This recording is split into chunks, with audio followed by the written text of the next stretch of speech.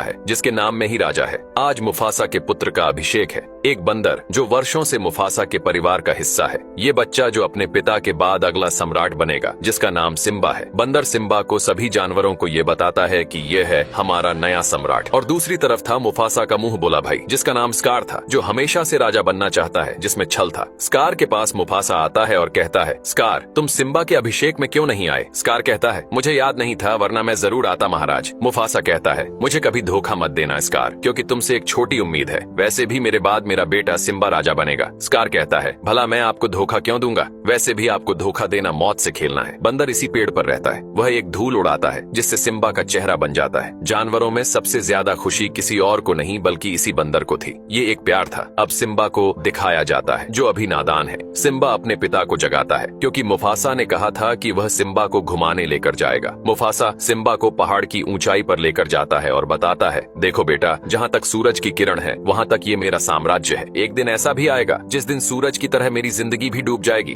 और नई किरण के साथ तुम्हारा राज होगा। सिम्बा कहता है, पिताजी क्या सच में इस पूरी धरती का राजा मैं बनूंगा और काली घाटी का भी राजा बनूंगा? मुफासा कहता है, भूल कर भी काली घाटी की तरफ मत जाना। सिम्बा कहता है, पिताजी राजा तो कहीं भी जा सकता है ना? मुफासा कहता है, बेटा सबके अपने उसूल होते हैं। राजा का उसूल यही होता है कि वह अपनी और इस गौरव भूमि की रक्षा करे। तभी यहाँ एक पक्षी आता है। यह पक्षी मुफासा के परिवार का खबरी था, जो बहुत ज्यादा बकबक करता था, जिस वजह से मुफासा सिम्बा से कहता है, इसे सबक सिखाओ। सिम्बा धीरे धीरे पक्षी की तरफ जा रहा था और उछलकर उसे पकड़ लेता है, जिस पर मुफासा जोर से हंसता है। तभी पक्षी बताता है, महाराज लकड़बग्घे शिकार के लिए निकल चुके हैं। इतना सुनते ही मुफासा पक्षी को कहता है,